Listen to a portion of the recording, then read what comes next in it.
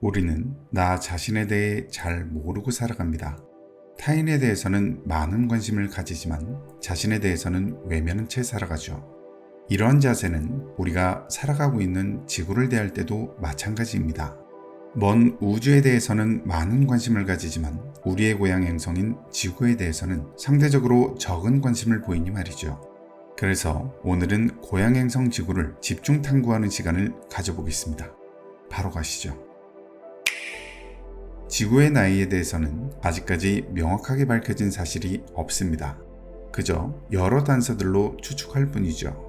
지구의 탄생부터 40억 년 전까지인 명왕누대에는 지표면 전체가 용암지대였기 때문에 지질학적 증거, 즉 당대의 지층과 암석이 현재까지 남아있지 않기 때문이죠. 태초의 지구는 찌꺼기와 부스러기에서 만들어졌을 것으로 추정하고 있습니다. 지구에게 일어난 중대 사건은 약 46억 년 전에 일어난 태양 생성일 텐데요. 막 태어난 태양의 주위에는 많은 양의 가스와 먼지 구름이 소용돌이처럼 끊임없이 돌고 있었습니다. 가스와 먼지는 중력에 의해 서서히 결합해 미행성체라 불리는 더 큰 천체를 형성하죠. 지름이 약 1km인 미행성체는 행성을 구성하는 구성물입니다. 그로부터 약 4천만 년의 시간이 흘러 암석과 금속으로 이루어진 미행성체들이 서로 충돌해 원시행성 상태의 지구가 만들어졌을 겁니다. 방사성 붕괴로 생긴 에너지와 새로운 미행성체들의 끊임없는 충돌로 원시행성은 육룡 상태였을 테죠. 이 과정에서 원시지구는 점차 둥글게 변해 지금의 지구와 닮은 공 모양이 되어갑니다. 지구는 육룡 상태였기 때문에 무거운 물질은 아무 방해도 받지 않고 바닥까지 가라앉을 수 있었을 겁니다. 가장 가벼운 물질은 가라앉지 않고 최외곽층에 떠있게 되고 분화된 지구는 냉각되면서 철과 니켈로 된 고밀도 핵 위로 고체 상태의 지각이 형성됩니다. 이렇게 복잡하고 많은 과정을 거쳐 지금의 지구의 모습을 갖추게 된 것이죠. 그렇다면 이렇게 만들어진 지구가 어떤 역사를 거쳐 우리에게 왔는지 그 부분에 대해서 알아봐야겠죠. 바로 가시죠. 지금부터 시간여행을 한다고 생각하고 시간 순서대로 지구의 역사를 살펴보겠습니다. 이곳은 명왕누대입니다. 46억 년 전부터 40에서 35억 년 전까지의 시간이지요. 이 시점의 대기는 대부분 이산화탄소이고 지표면은 온통 용암뿐입니다. 이제 막 대지가 형성되고 있기 때문에 지금의 지구와는 많은 부분에서 다른데요. 마치 혼돈 그 자체와도 같은 시기이죠. 지금까지 발견된 가장 오래된 암석이 38억 년 전의 화강편마암이라는 사실이 이를 단적으로 말해주는 증거일지 모릅니다. 마치 지옥과도 같은 혼돈의 시기이지만 지구와 그 주변에는 많은 변화가 생깁니다. 무수한 운석이 떨어져 지구의 덩치를 키우고 지구의 위성인 달이 이때 생겨났으며 유기물질들이 섞이고 농축되면서 단세포 형태의 생명인 최초의 생명체가 탄생하게 됩니다. 이때 최초의 생명체가 탄생하며 명왕누대는 종료되고 시생누대가 시작됩니다. 이곳은 시생누대입니다. 약 40에서 35억 년 전부터 25억 년 전까지의 시대이죠. 시작점을 애매하게 말씀드린 건 시생누대의 시작을 첫 생물의 탄생으로 하기 때문에 명확하게 분류하기가 어려워서인데요. 이 부분에 관해서 아직까지 논란이 많지만 약 40억 년 전의 생명체 화석이 인정되며 40억 년 전부터를 정설로 보고 있습니다. 이제 시간축을 더 당겨볼까요? 이제의 시점은 원생누대입니다. 약 25억 년 전부터 5억 년 전까지의 시점이죠. 이 시대부터 대륙은 점점 커지기 시작합니다. 우르, 캐노랜드, 네나, 콜롬비아 같은 초대륙들이 등장한 것인데요. 이들은 다른 대륙과 융합하며 커져갔습니다. 이 시기의 지구에는 별다른 이벤트가 없었습니다. 그래서 과학자들은 원생누대를 지루한 20억 년이라 부르기도 하죠. 최초의 진핵생물, 다세포생물, 해초류 같은 복잡한 생명체가 이 시기에 처음 등장하는데요. 그 중에서 두각을 보이는 것은 해초류입니다. 광합성을 하는 다세포 해초류가 등장해서 지구 대기의 산소 비율을 대폭 올려주죠. 이때를 기점으로 지구는 산소가 풍부해지고 생물의 진화 속도가 급속도로 빨라지게 됩니다. 이제 시간을 좀 더 당겨보겠습니다. 지금은 고생대입니다. 약 5억 4,200만 년 전부터 2억 5천만 년 전까지의 시점이죠. 대표적인 생물은 삼엽충, 갑주어, 곤충 등이고 다세포 생물이 드디어 물 위로 올라오게 되는데요. 고생대는 캄브리아기, 오르도비스기, 실루리아기, 데본기, 석탄기, 페름기의 6시기로 시대를 구분합니다. 지금부터 시간 순서대로 함께 살펴보시죠. 이곳은 캄브리아기입니다. 약 5370만 년 동안 지속된 시기로 지금으로서는 상상하기 힘든 특이한 생명체들이 등장했다가 사라진 것으로 유명한 시기입니다.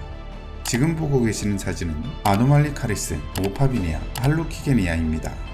정말이지 영화 속에나 등장할 것 같은 모습인데요. 저는 이 생명체들의 사진을 보면서 문득 그런 생각이 들었습니다. 제 채널에서 목성 유로파나 외계 행성에서의 생명체 존재 가능성에 대해서 말씀드린 적이 있는데요. 만약 그곳에 생명체가 존재한다면 아노말로카리스 같은 모습이 아닐까요? 혹은 오파비니아 같은 모습일 수도 있을 겁니다. 이곳은 오르도비스기입니다. 4억 8830만 년 전부터 4억 4370만 년 전까지의 시점이죠. 이제부터 우리에게 조금은 친숙한 생명체가 등장합니다. 왠지 오징어를 닮은 것 같지만 앵무조개의 일종인 오소콘부터 여러 대중매체 작품의 모티브가 되기도 하는 삼엽충까지 캄브리아기에 비해서는 상대적으로 우리에게 친숙한 생명체들이 등장하죠. 이곳은 실루리아기의 지구입니다. 4억 4370만 년 전부터 4억 1600만 년 전까지의 시점이죠. 이때부터 지구는 본격적으로 현재와 같은 모습으로 변해갑니다. 무척추 동물에서는 상판산호나 사방산호가 번성했고 세계 각지에서 초성석회암이 형성되어 갔죠. 특히 생물 분야에서 특이점이 발생하는데요. 절지동물이 지상에 상륙한 것이죠. 최초의 육상동물은 푸네오모데스무스, 다지류의 일종이자 화석이 발견된 최초의 육지동물입니다. 원시노래기의 일종으로 추정합니다. 지구가 점점 변해가는 모습이 왠지 신기하지 않으신가요? 이제 시간축을 훅 당겨 중생대로 이동해 보겠습니다. 이곳은 중생대의 지구입니다. 2억 5100만 년 전부터 6600만 년 전까지의 시점이죠. 중생대는 공룡이 살았던 것이 특징이며 트라이아스기, 쥐라기, 백악기로 구분합니다. 먼저 트라이아스기로 한번 가볼까요? 이곳은 트라이아스기의 지구입니다. 2억 5천만 년 전부터 2억 년 전까지의 시점이죠. 이 시대에는 지상에 새로운 지배자가 등장합니다. 바로 공룡인데요. 공룡, 어룡, 익룡 등이 등장했지만 이들이 지상을 지배하기까지는 아직 시간이 더 필요할 것 같습니다. 이제 공룡의 시대가 점차 도래하고 있습니다. 이곳은 쥐라기의 지구입니다.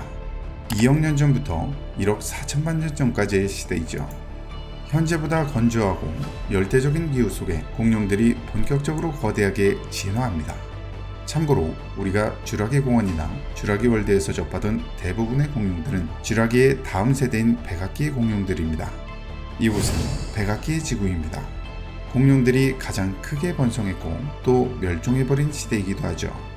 현재처럼 해수면이 높고 기온이 높았으며 이러한 환경 속에서 백악기 이전부터 지상을 지배하던 공룡은 점차 더 거대하게 진화하고 종수도 훨씬 다양하게 늘어갑니다.